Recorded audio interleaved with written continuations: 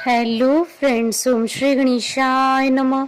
जय माता दी। आप सभी का स्वागत है आपकी अपनी यूट्यूब चैनल पर। आप सभी को नवरात्रि की हार्दिक शुभकामनाएं। आज हम नवरात्रि के दूसरे दिन पर दुर्गा सप्तशती के दूसरे व तीसरे अध्याय को प्रस्तुत कर रहे हैं। फ्रेंड्स, वीडियो शुरू करने से पहले आपसे रिक्वेस्ट है, अगर आप हमारे चैनल पर नए हैं और आपने अभी तक चैनल को सब्सक्राइब नहीं किया है तो प्लीज सब्सक्राइब कीजिएगा चैनल को, साथ ही प्रेस कीजिएगा बेल आइकन को, जिससे नए वीडियो से रिलेटेड नोटिफिकेशन आपको तुरंत प्राप्त हो सके। और वीडियो पसंद आने पर वीडियो को लाइक और शेयर जरूर कीजिएगा, ताकि सभी भक्तों को इस वीडियो का लाभ प्राप्त हो सके। और कमेंट बॉक्स में जय माता दी जरूर लिखिएगा। या देवी सर्वभूतेषु शक्तिरूपेण संस्थिता नमस्तस्यै नमस्तस्यै नमस्तस्यै नमो नमः। दूसरा अध्याय प्रारंभ। देवताओं के तेज से देवी का प्रादुर्भाव और महिषासुर की सेना का वध।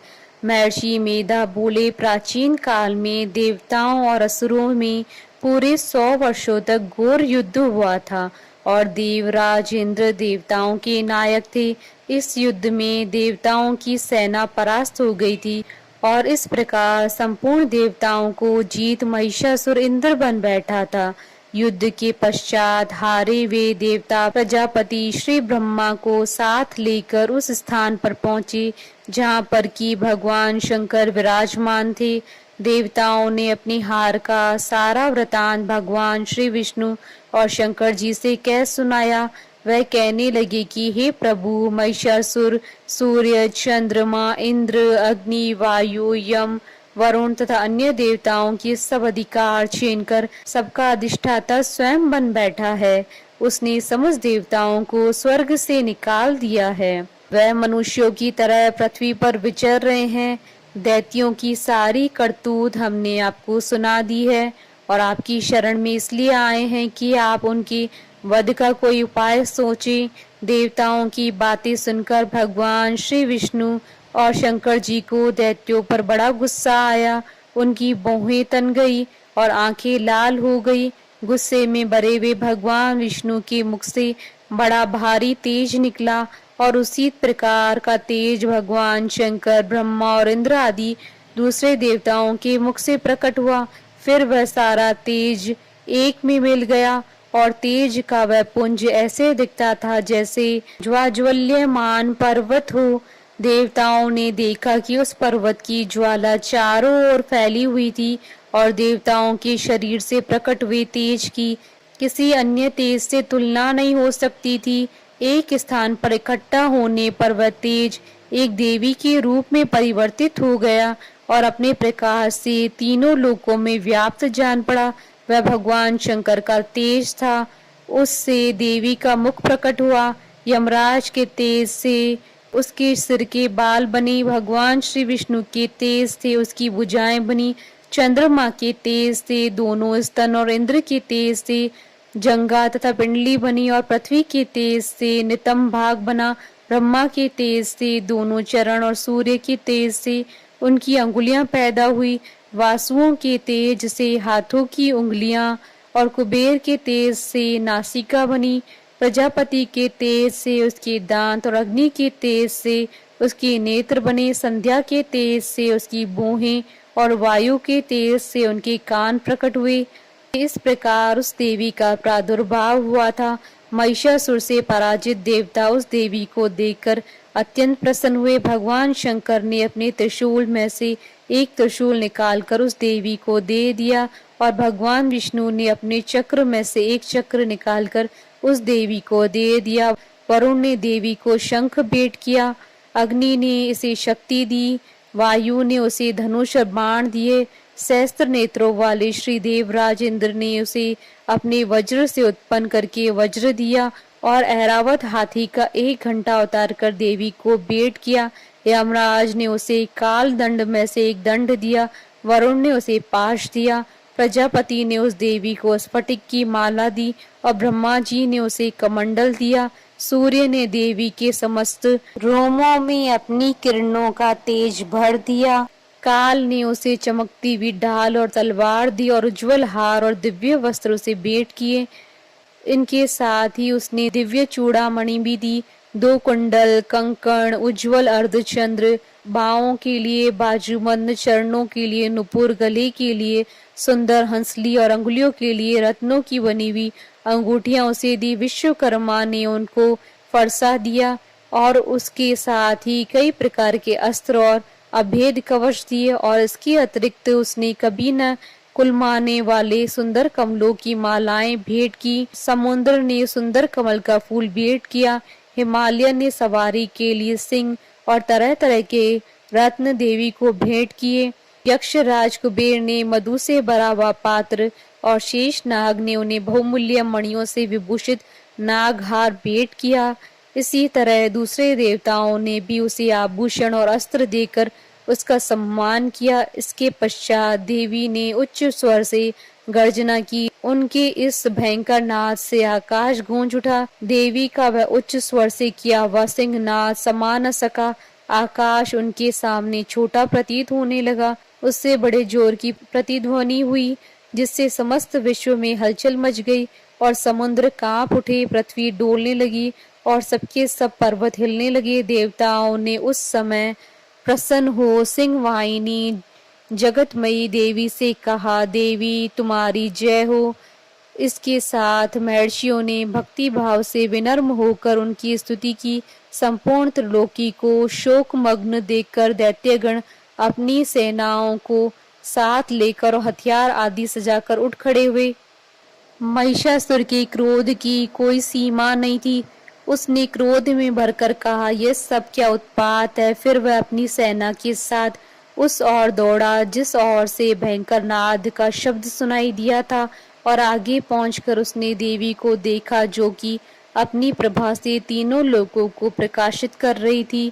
उनके चरणों के भार से पृथ्वी दबी जा रही थी। माथे के मुकुट से आकाश में एक रेखा सी बन रही थी और उनके धनुष की टंकार से सब लोग शुद्ध हो रहे थे। देवी अपनी सहस्त्रों भुजाओं को संपूर्ण दिशाओं में फैलाए खड़ी थी। इसके पश्चात उनका दैत्यों के साथ युद्ध छिड़ गया और कई प्रकार के अस्त्रों शस्त्रों से सबकी सब दिशाएं उद्भाषित होने लगी। महिषासुर की सेना का सेनापति चिक्षुर नामक एक महान असुर था। वह आगे बढ़कर देवी के साथ युद्ध करने लगा और दूसरे दैत्यों की चतुरंगणी सेना साथ लेकर चामर भी लड़ने लगा और 60,000 महारथियों को साथ लेकर उदग्र नामक महादैत्य आकर युद्ध करने लगा और महाहनु नामक असुर 1 करोड़ रथियों को लेकर, असीलोमा नामक असुर 5 करोड़ सैनिकों को साथ लेकर युद्ध करने लगा। वाशकल नामक असुर 8 लाख असुरों के साथ युद्ध में आ डटा। विडाल नामक असुर 1 करोड़ रथियों से लड़ने को तैयार था। इन सबके अतिरिक्त भी हजारों असुर हाथी और घोड़े साथ लेकर लड़ने लगे और इन सबके पश्चात महिषासुर करोड़ों रथों, हाथियों और घोड़ों सहित वहां आकर देवी के साथ लड़ने लगा। सभी असुर तोमर, बिंदीपाल, शक्ति, मूसल, खड़कों, फरसों, पट्टियों के साथ रणभूमि में देवी के साथ युद्ध करने लगे। कई शक्तियां फेंकने लगे और कोई अन्य शस्त्र आदि। इसके पश्चात सबके सब दैत्य अपनी अपनी तलवारें हाथों में लेकर देवी की ओर दौड़े और उन्हें मार डालने का उद्योग करने लगे। मगर देवी ने क्रोध में भरकर खेल ही खेल में उनके सब अस्त्रों शस्त्रों को काट दिया। इसके पश्चात ऋषियों और देवताओं ने देवी की स्तुति आरंभ कर दी।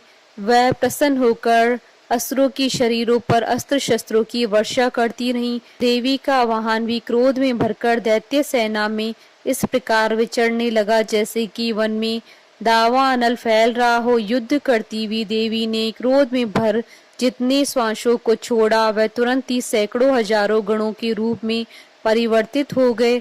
फरसे, बिंदीपाल, खड़क तथा पटिश इत्यादि अस्त्रों के साथ दैत्यों से युद्ध करने लगे। देवी की शक्ति से बड़े हुए वह गण दैत्यों का नाश करते हुए ढोल, शंख, मृदंग आदि बजा रहे थे। तदंतर देवी ने त्रिशूल, गदा, शक्ति, खड़क इत्यादि से सहस्त्रों असुरों को मार डाला। कितनों को घंटे की भयंकर आवाज से ही यमलोक पहुंचा दिया। कितने ही असुरों को उसने पास में बांधकर पृथ्वी पर धर घसीटा। कितनों को अपनी तलवारों से टुकड़े टुकड़े कर दिया और कितनों को गदा की चोट से धरती पर सुला दिया। कई दैत्य मूसल की मार से घायल होकर रक्त वमन करने लगे और कई शूल से छाती फट जाने के कारण पृथ्वी पर लेट गए और कितनों की बाण से कमर टूट गई। देवताओं को पीड़ा देने वाले दैत्य कट कट कर मरने लगे। कितनों की बाहें अलग हो गई, कितनों की ग्रीवाएं कट गई, कितनों के सिर कटकर दूर भूमि पर लुढ़क गए, कितनों के शरीर बीच में से कट गए और कितनों की जंघाएं कट गई और वह भी पृथ्वी पर गिर पड़े। कितने ही सिरों व पैरों के कटने पर भी भूमि पर से उठ खड़े हुए और शस्त्र हाथ में लेकर देवी से लड़ने लगे। और कई दैत्यगण भूमि में बाजों की ध्वनि के साथ नाच रहे थे। कई असुर जिनके सिर कट चुके थे बिना सिर के धड़ से ही हाथ में शस्त्र लिए हुए लड़ रहे थे। दैत्य रह रह कर ठहरो ठहरो कहते हुए देवी को युद्ध के लिए ललकार रहे थे। जहां पर यह घोर संग्राम हुआ वहां की भूमि रथ, हाथी, घोड़े और असुरों की लाशों से भर गई थी। असुर सेना के बीच रक्तपात होने के कारण रुधिर की नदियां बह रही थी और इस तरह देवी ने असुरों की विशाल सेना को क्षण भर में इस तरह से नष्ट कर डाला जैसे तृणकाष्ठ के बड़े समूह को अग्नि नष्ट कर डालती है। और देवी का सिंह भी गर्दन के बालों को हिलाता हुआ बड़ा शब्द करता हुआ असुरों के शरीरों से मानो उनके प्राणों को ढूंढ रहा था। वहां देवी के गणों ने जब दैत्यों के साथ युद्ध किया तो देवताओं ने प्रसन्न होकर आकाश से उन पर पुष्प वर्षा की। इति श्री दुर्गा सप्तशती द्वितीय अध्याय संपूर्ण।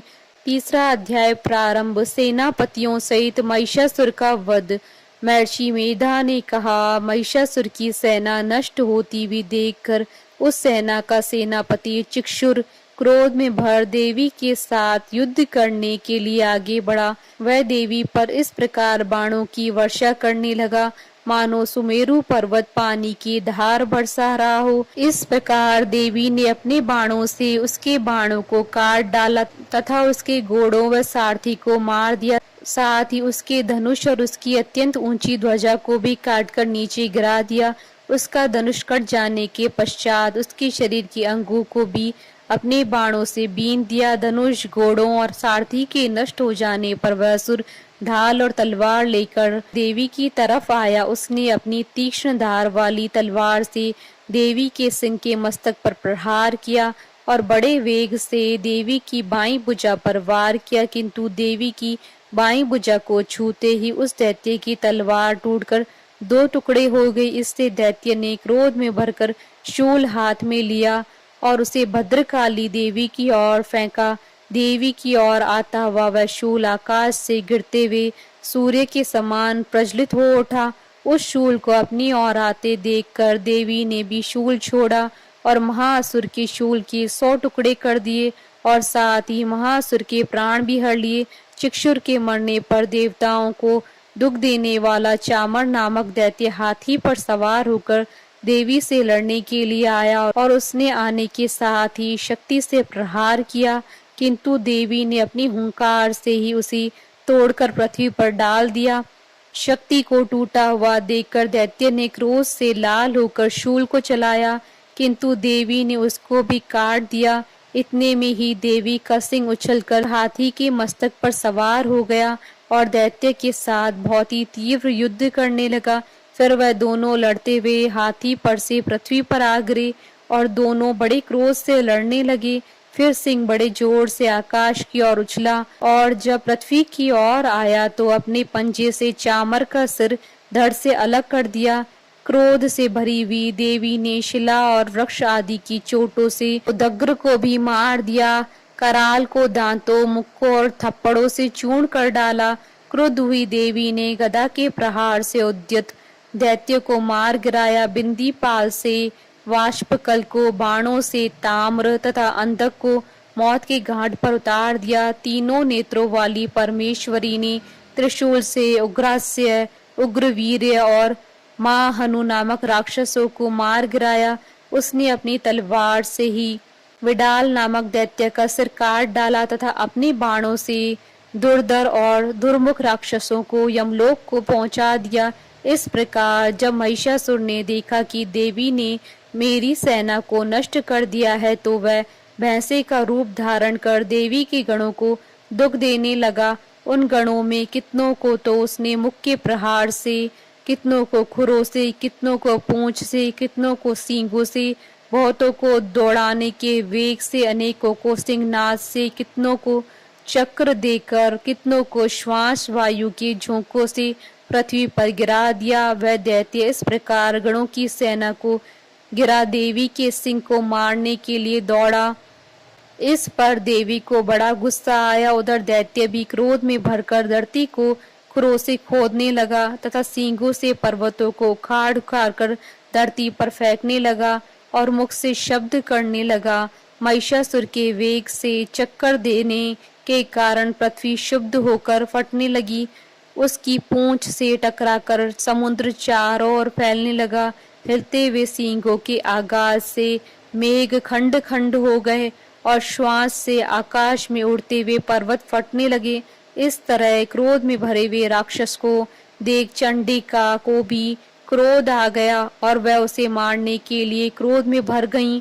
देवी ने पाश फेंककर दैत्य को बांध दिया और उसने बंध जाने पर दैत्य का रूप त्याग दिया और सिंह का रूप बना लिया। और ज्यों ही देवी उसका सिर काटने के लिए तैयार हुई कि उसने पुरुष का रूप बना लिया जो कि हाथ में तलवार लिए हुए था। देवी ने तुरंत ही अपने बाणों के साथ उस पुरुष को उसकी तलवार ढाल सहित बीन डाला। उसके पश्चात वह हाथी के रूप में दिखाई देने लगा और अपनी लंबी सूंड से देवी के सिंह को खींचने लगा और गरजने लगा। देवी ने अपनी तलवार से उसकी सूंड काट डाली। तब राक्षस ने एक बार फिर भैंसे का रूप धारण कर लिया और पहले की तरह चराचर जीवों सहित समस्त लोकी को व्याकुल करने लगा। इसके पश्चात क्रोध में भरी हुई देवी बारंबार उत्तम मधुपान करने लगी और लाल लाल नेत्र करके हंसने लगी। उधर बलवीर्य तथा मद से क्रुद्ध हुआ दैत्य भी गरजने लगा। अपने सींगों से देवी पर पर्वतों को फेंकने लगा। देवी अपने बाणों से उसके फेंके हुए पर्वतों को चूर्ण करती हुई बोली, ओ मूढ़, जब तक मैं मधुपान कर रही हूँ तब तक तू गरज ले। इसके पश्चात मेरे हाथों तेरी मृत्यु हो जाने पर देवता गरजेंगे। महर्षि मेधा ने कहा। यूं कहकर देवी उछलकर उस दैत्य पर जा चढ़ी और उसको अपने पैर से दबाकर शूल से उसके गले पर आघात किया। देवी के पैर से दबने पर भी दैत्य अपने दूसरे रूप से अपने मुख से बाहर होने लगा। अभी वह आधा ही बाहर निकला था कि देवी ने अपने प्रभाव से उसे रोक दिया। जब वह आधा निकला हुआ ही दैत्य युद्ध करने लगा तो देवी ने अपनी तलवार से उसका सिर काट दिया। इसके पश्चात सारी राक्षस सेना हाहाकार करती हुई वहां से भाग खड़ी हुई और सब देवता अत्यंत प्रसन्न हुए तथा ऋषियों महर्षियों सहित देवी की स्तुति करने लगे। गंधर्वराज गान करने लगे तथा अप्सराएं नृत्य करने लगी। इति श्री दुर्गा सप्तशती तृतीय अध्याय संपूर्ण। जयकारा माँ माइदा बोलिए सच्चे दरबार की जय। हमारे साथ इस वीडियो में अंत तक बने रहने के लिए आपका धन्यवाद। ओम श्री गणेशाय नमः। जय माता दी।